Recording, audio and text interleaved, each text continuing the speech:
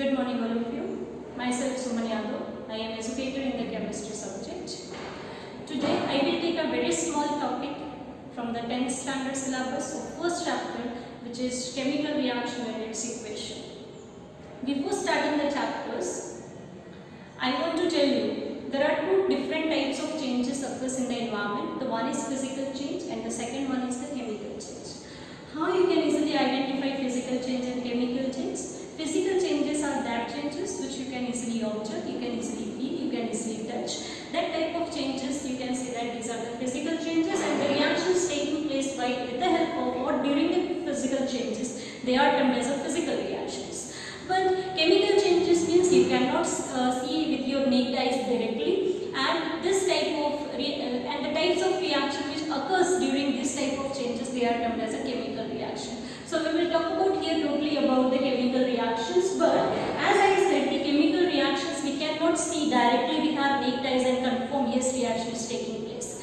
For that purpose, here there are some observations, some identifications which are given. Identifications criteria is given, and by using that criteria you can easily identify yes, chemical reaction is taking place. Now here the point number 1 is change in color. Point number 2 is evolution of gas. Point number 3 is change in state, and the fourth one is change in temperature.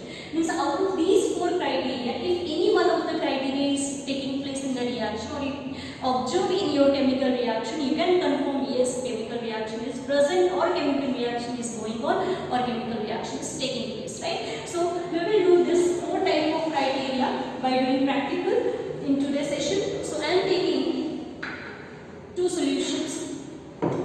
First, one is potassium iodide and one is lead nitrate. Potassium iodide formula is Ki and lead nitrate is PbNO3 twice. Okay, so I am taking 2 test tube.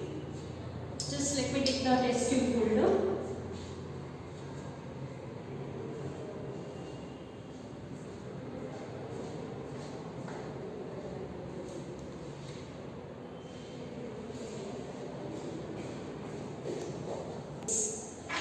Now in one test tube, I am taking potassium iodide solution.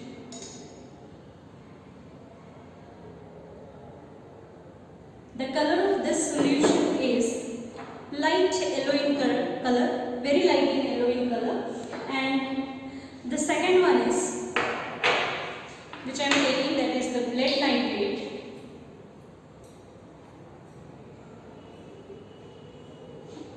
Is also totally colorless. Now, when I start mixing the lead nitrate solution into the potassium iodide solution, just concentrate on the changes.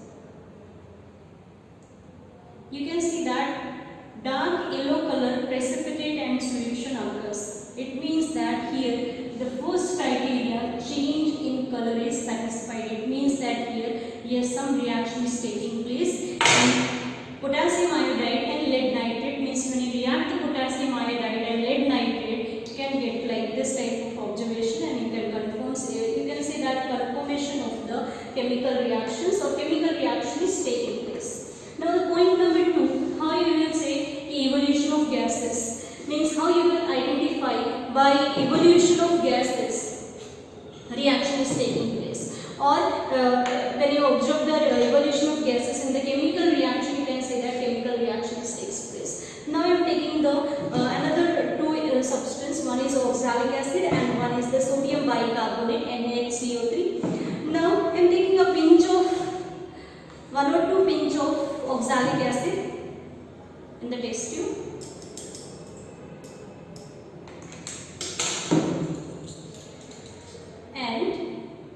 Start adding some amount of NaHCO3 into this.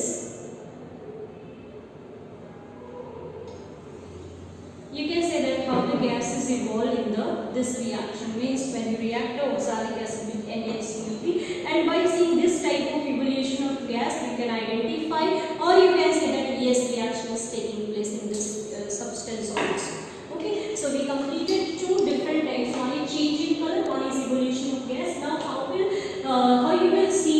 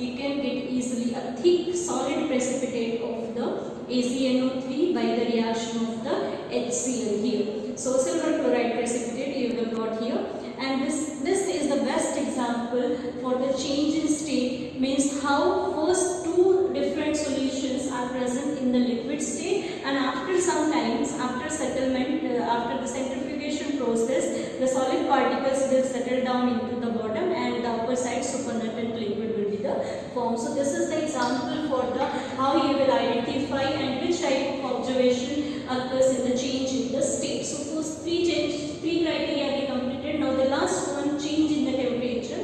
For this you can see directly by using zinc granules and H2SO4.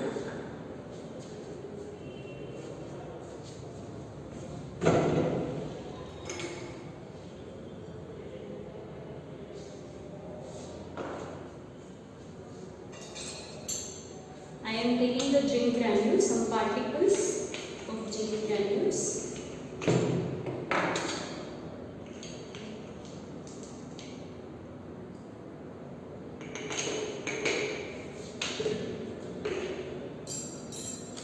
And for change in temperature, you will need thermometer to measure the temperature, how the temperature is increases. Okay. Now, when you add the concentrate HCl dropwise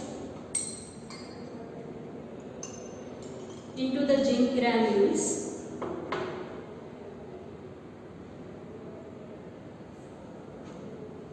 here